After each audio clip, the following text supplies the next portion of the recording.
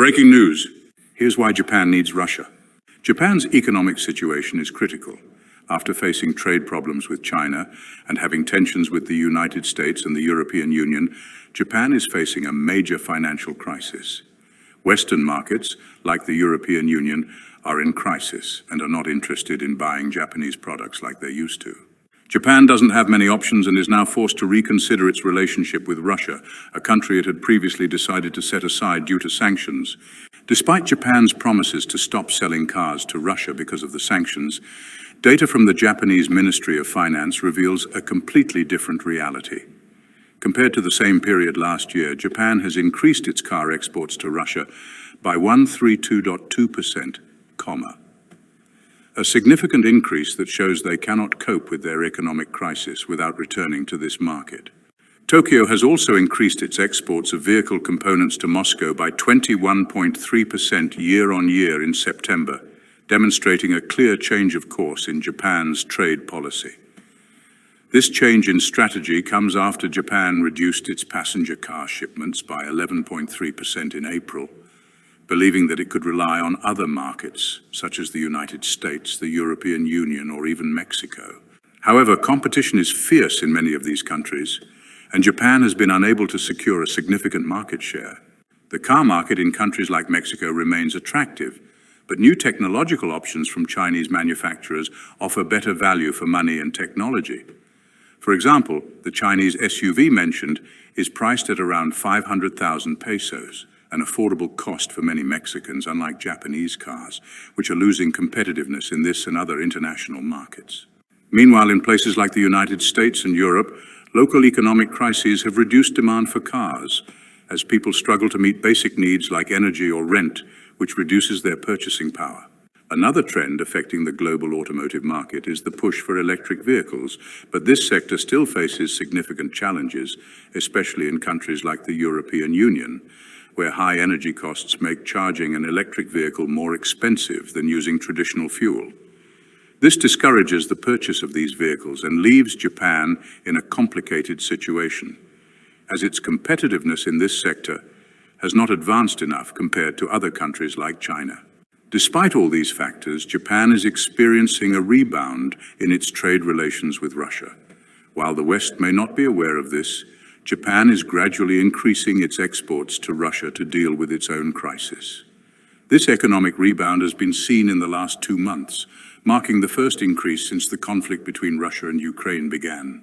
A clear example of Japan's need to diversify its markets can be seen in the automotive sector.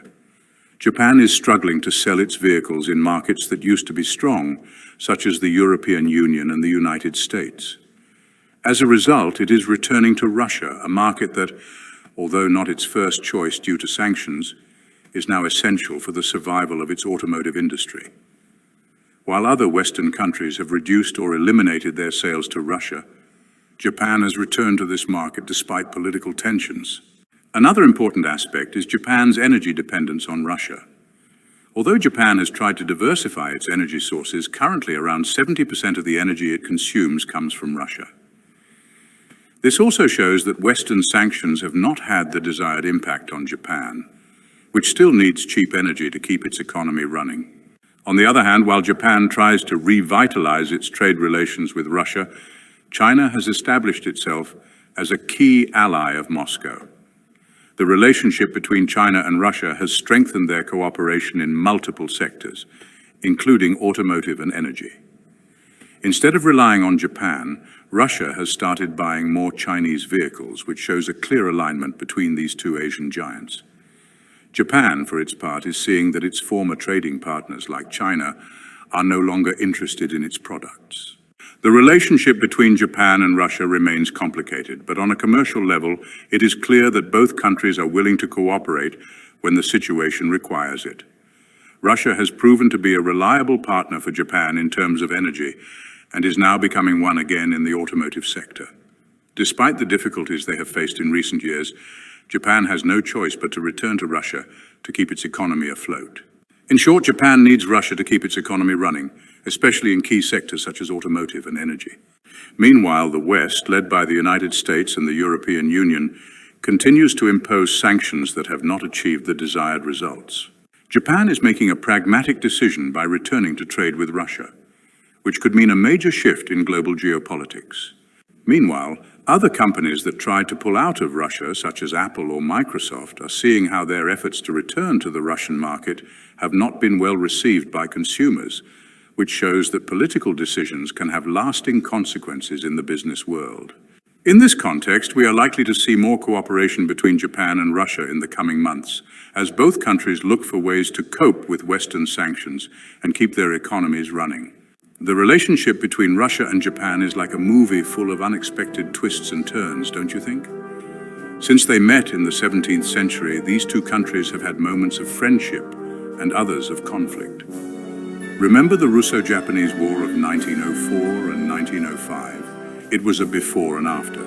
Japan became a world power by winning that war, and of course that left a mark on how these two countries see each other. Moving to modern times, World War II and the Soviet occupation of the Kuril Islands is a sensitive issue that continues to affect peace talks to this day.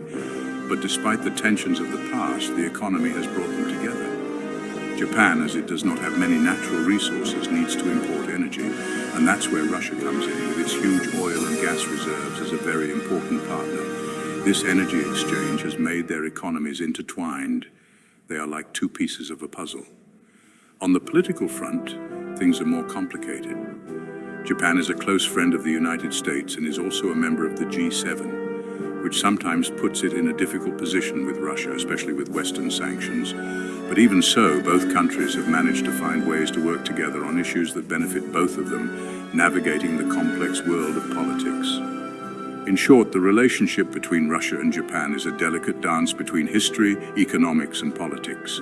As the world changes and faces new challenges, cooperation between these two nations will be key, not only for them, but for the stability of the entire region and the world.